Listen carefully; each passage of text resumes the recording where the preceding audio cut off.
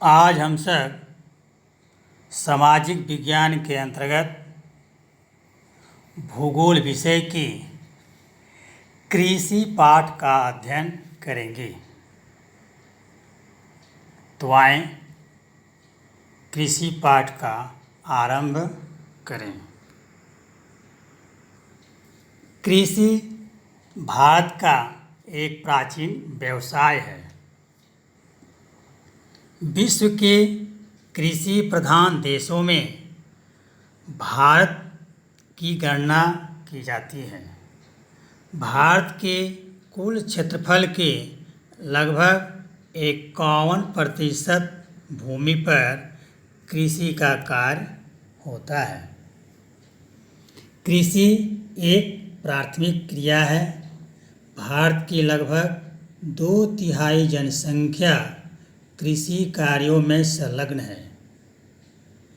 कृषि हमें खाद्यान्न उत्पादन के साथ साथ विभिन्न उद्योगों को कच्चा माल भी प्रदान करती है।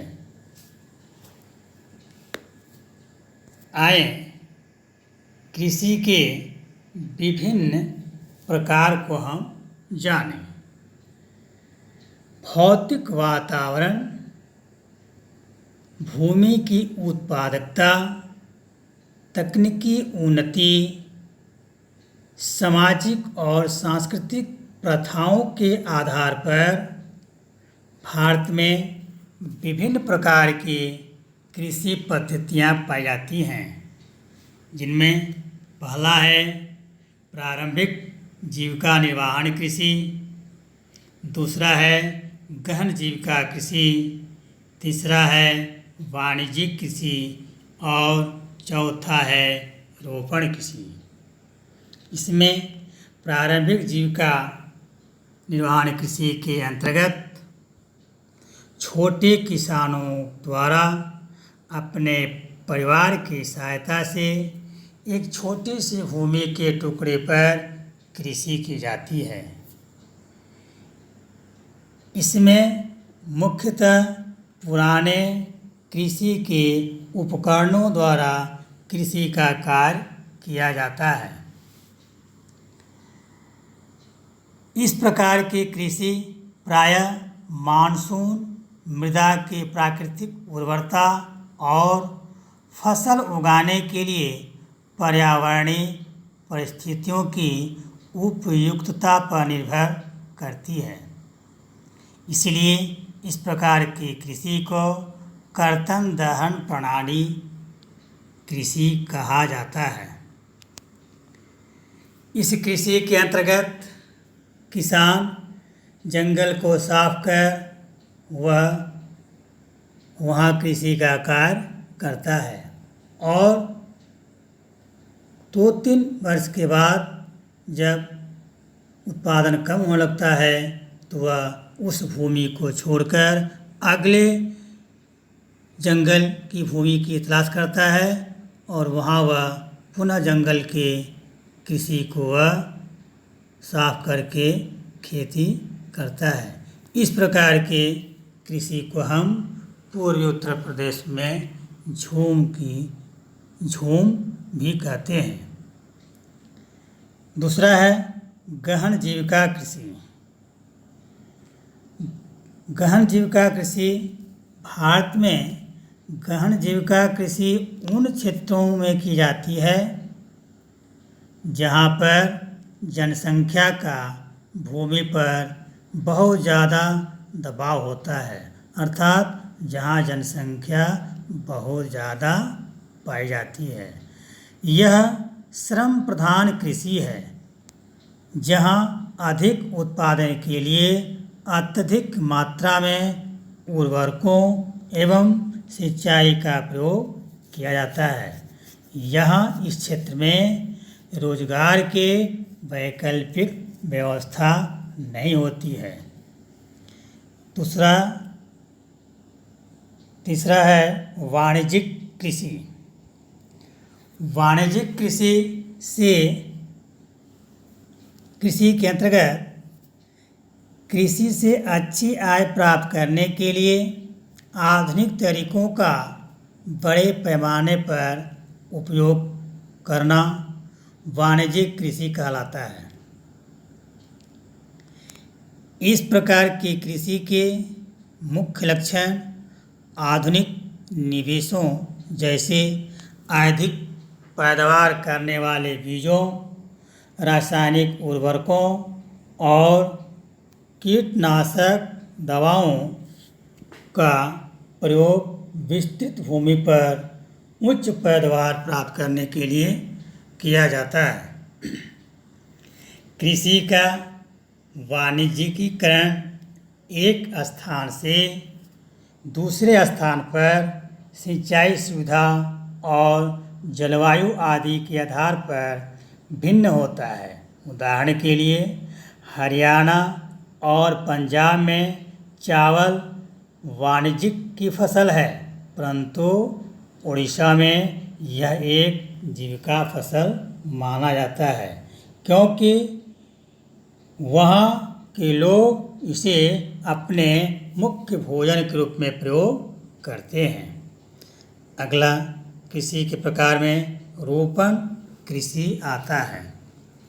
यह वाणिज्यिक कृषि का ही एक प्रकार है। रोपण कृषि विभिन्न कृषि आधारित उद्योगों के लिए कच्चे माल का उत्पादन करती है। इस प्रकार की खेती में केवल एक ही फसल को बड़े पैमाने पर उगाया जाता है।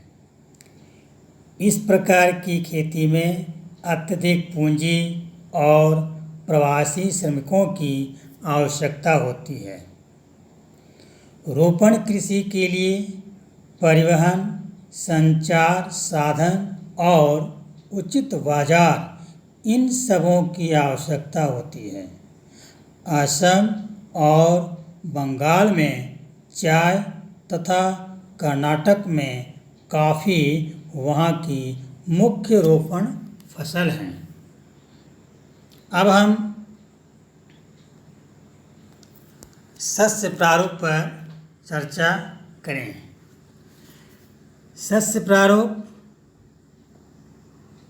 में वातावरण के अंतर के आधार पर उगाई जाने वाले फसलों का अध्ययन किया जाता है।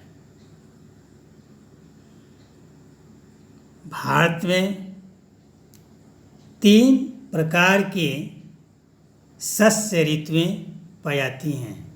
हम इसे फसल ऋतु भी कह सकते हैं। भारत में 3 तरह के फसल ऋतु या फिर शस्य ऋतुएं पाई जाती हैं। पहला है रबी, दूसरा खरीफ और तीसरा जायद। रबी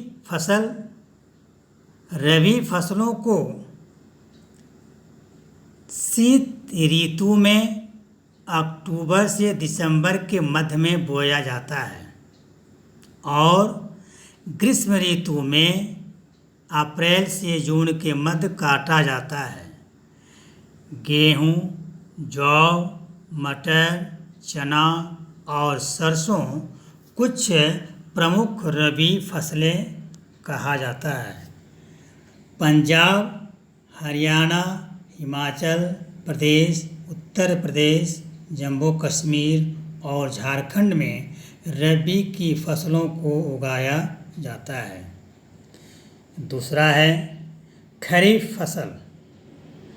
खरीफ फसलें मानसून के आगमन अर्थात मई जुलाई के साथ बोई जाती है और सितंबर अक्टूबर में काट ली जाती है। इस ऋतु में बोई जाने वाली मुख्य फसलें चावल, मक्का, ज्वार, बाजरा, मूंग, उड़द, कपास, मूंगफली इत्यादि हैं।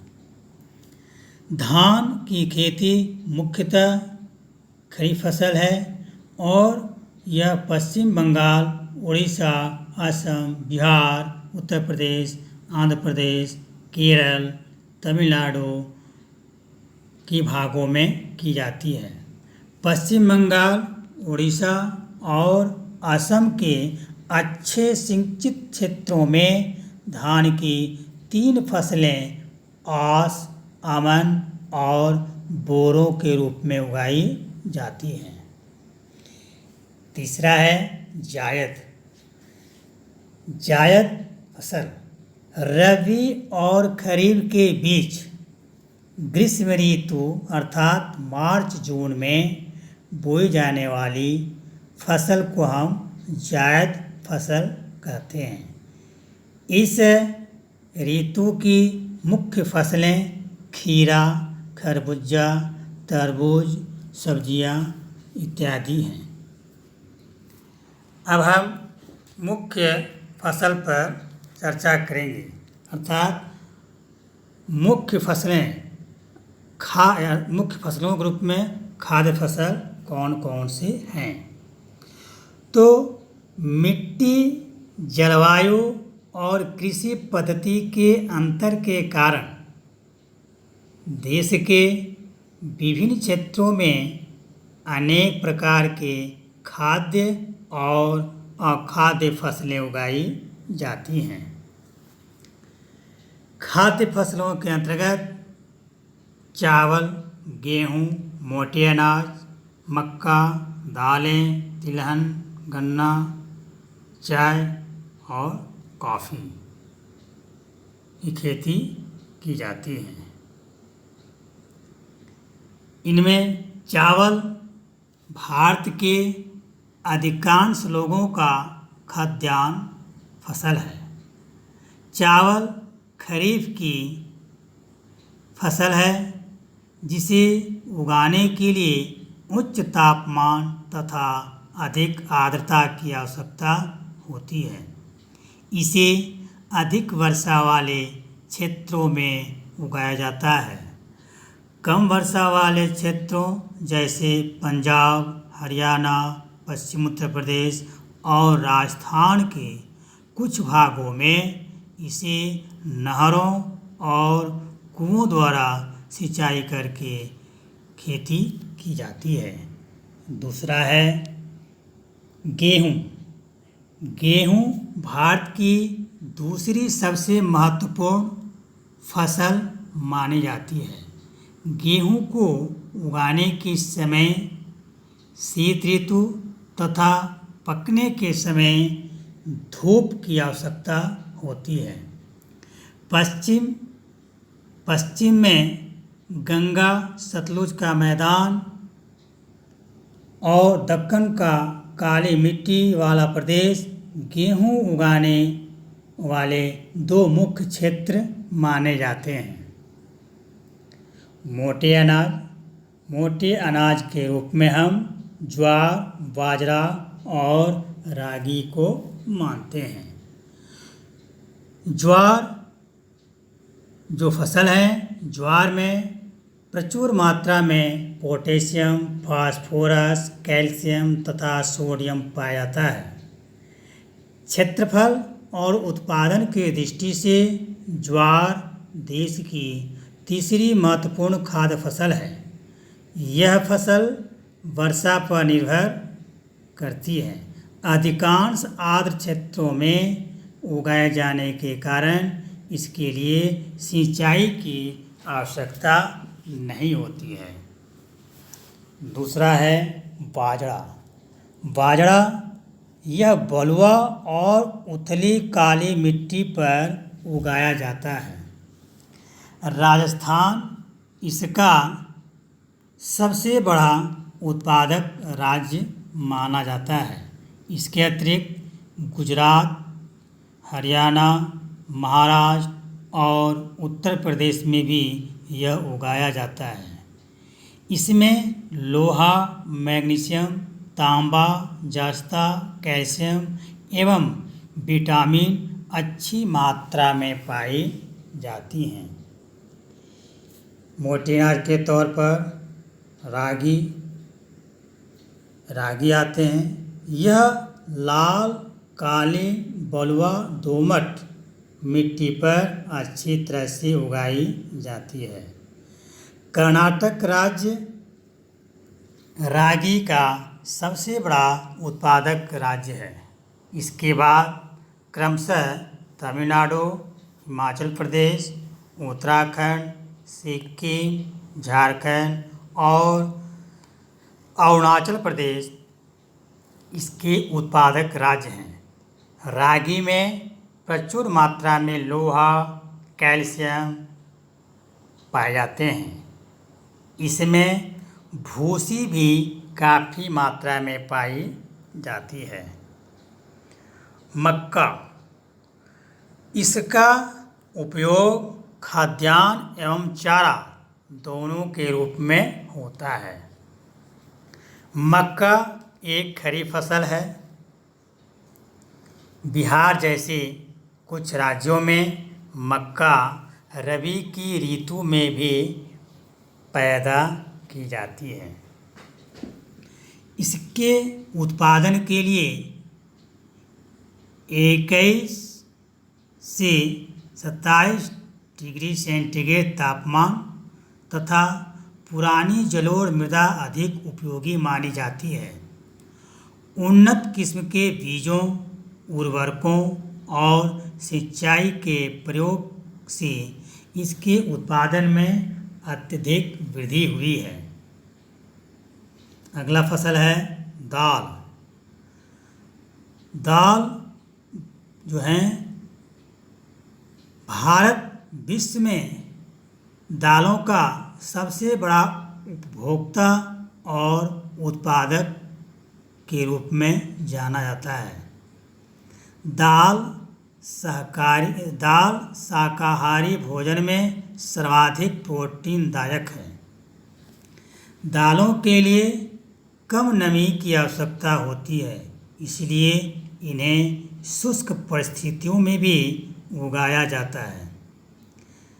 अरहर को छोड़कर अन्य सभी दालें वायु से नाइट्रोजन लेकर भूमि की उर्वरता को बनाए रखती है। अरहर, उड़द, मूंग, मसूर, मटर, चना मुख्य दलहन फसल कहलाते हैं।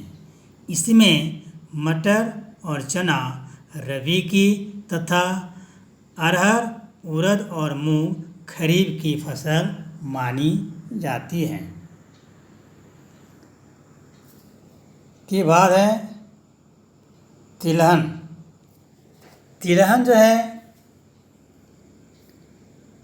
तिलहन में हम मूंगफली, सरसों, नारियल तेल, सोयाबीन, अरंडी, सूरजमुखी को प्रमुख रूप से मानते हैं। ये सब हमारे तिलहन फसल कहलाते हैं। अधिकतर तिलहन फसलें खाद्य हैं जिनका खाना बनाने में उपयोग किया जाता है, परंतु कुछ तेल के बीजों को साबुन, श्रृंगार के सामान और उपटन उद्योगों में कच्चे माल के रूप में भी उपयोग किया जाता है।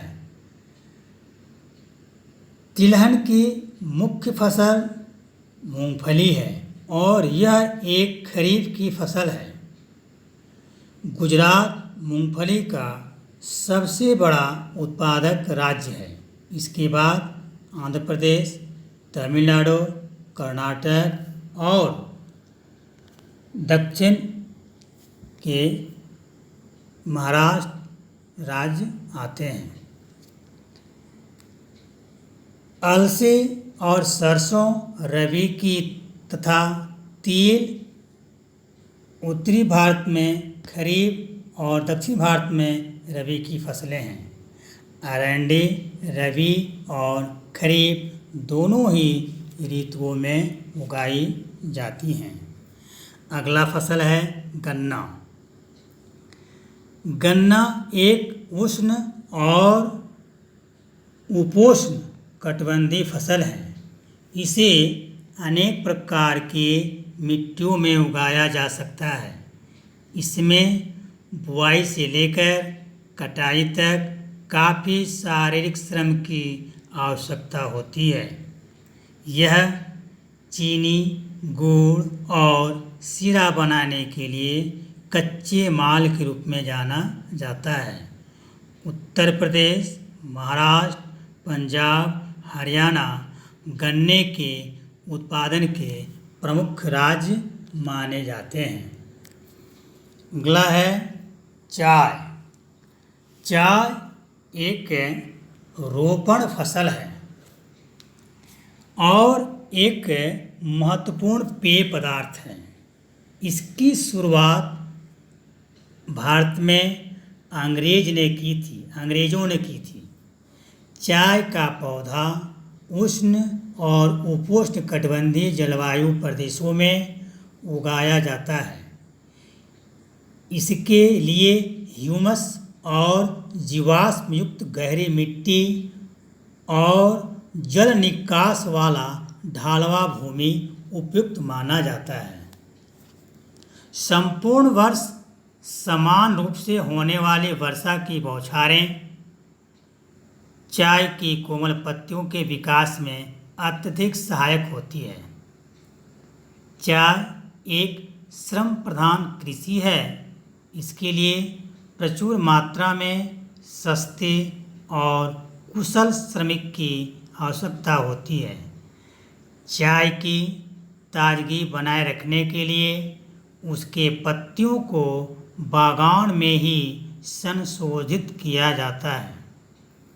भारत विश्व के चाय उत्पादक और निर्यातक दोनों में से एक है। भारत में चाय के प्रमुख उत्पादक क्षेत्रों में असम, पश्चिम बंगाल में दार्जिलिंग और जलपाईगुड़ी जिलों की पहाड़ियों पर चाय की खेती की जाती है। तमिलनाडु तथा केरल में भी चाय की खेती होती है। इसके अन्य जो उत्पादक राज्य हैं उनमें हिमाचल प्रदेश, उत्तराखंड, मेघालय, त्रिपुरा आते हैं। अगला है कॉफ़ी। कॉफ़ी भी एक पेय पदार्थ है। कॉफ़ी भारत की कॉफ़ी अपनी गुणवत्ता के लिए बहुत ही प्रसिद्ध है। भारत में अरेबिका किस्म की कॉफ़ी उत्पादित की जाती है। कॉफ़ी की यह किस्म भारत में यमन देश से लाई गई थी।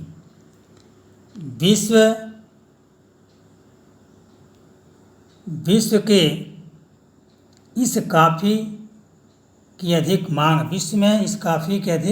है। कॉफ़ी कृषि की शुरुआत बाबा बूदान पहाड़ियों से हुई।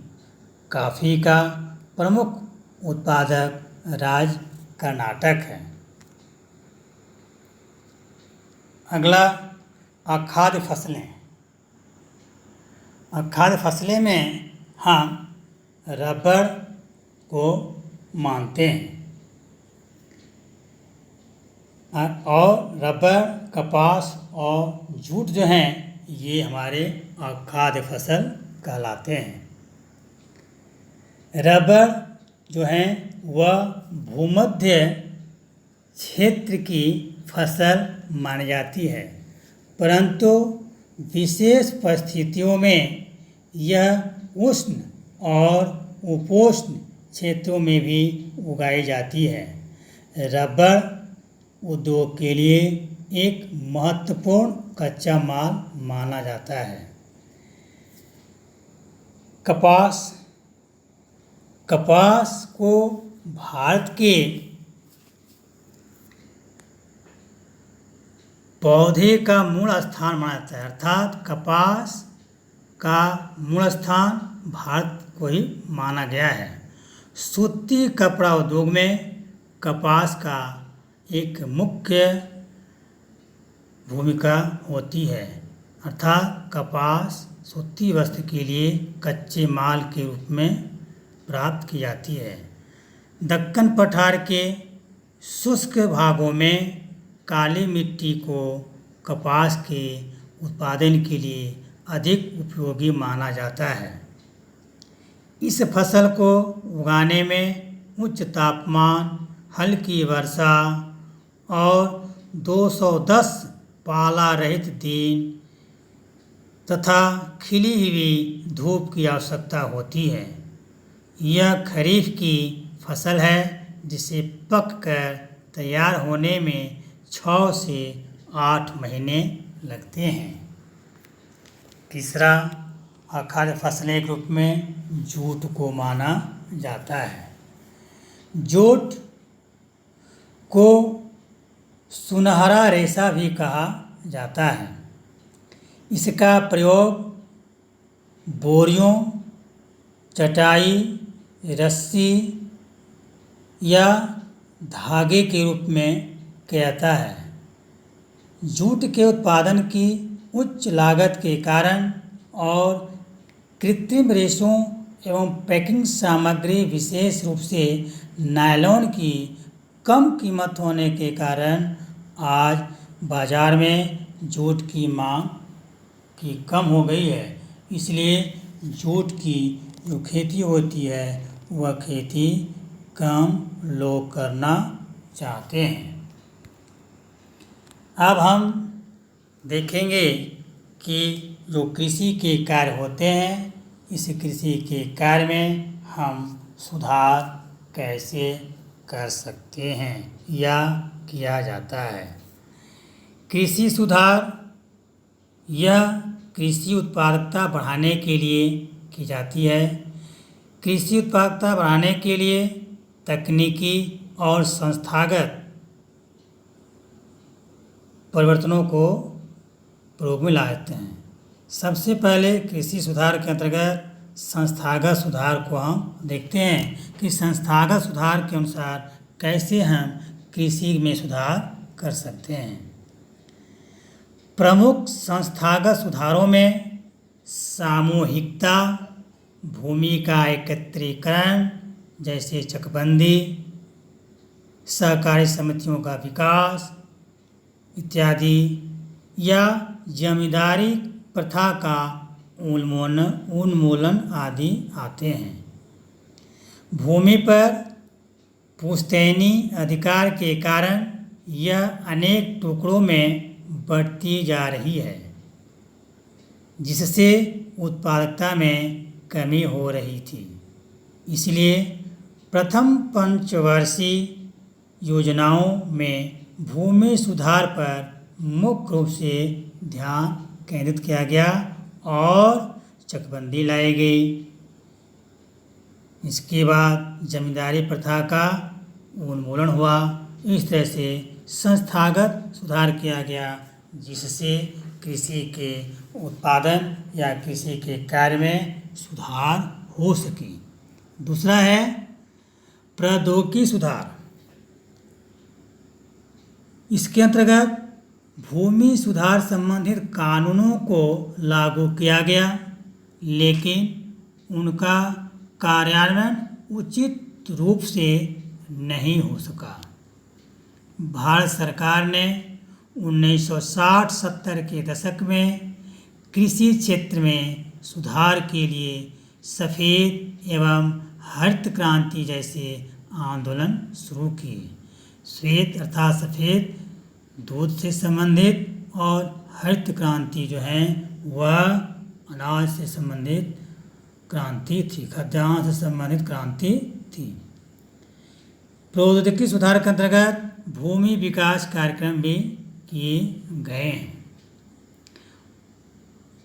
1980-90 के दशक में व्यापक भूमि विकास कार्यक्रम शुरू किया गया, जो संस्थागत और तकनीकी सुधारों पर आधारित था। इसमें बाढ़, सूखा, चक्रवात, बीमारी तथा आग के लिए फसल बीमा सम्मिलित की गई। कृषि ऋण ग्रामीण बैंक, सरकारी समिति और बैंकों के द्वारा किसानों को सस्ती ऋण सुविधाएं प्रदान की गई। कृषि सुधार में अन्य सुधार भी हुए, जैसे सरकार ने किसानों के लिए किसान क्रेडिट कार्ड एवं व्यक्तिगत दुर्घटना बीमा योजना जैसे कार्यक्रम शुरू किए, जिसके अंतर्गत छोटे किसान केसीसी द्वारा सस्ती दरों पर ऋण प्राप्त कर सकते हैं। साथ ही आकाशवाणी एवं दूरदर्शन द्वारा किसानों को उपयोगी सूचनाएं उपलब्ध कराई जाती हैं। इसके अतिरिक्त किसानों को दलालों एवं बिचौलियों से बचाने के लिए न्यूनतम सहायता मूल्य एवं खरीद मूल्यों की भी सरकार की तरफ से घोषणा की गई है। इस तरह से कृषि सुधार के बहुत सारे कार्यक्रम किए गए हैं। आज इतना ही। अगले दिन अगले अध्याय का दिन होगा। तब तक के लिए धन्यवाद।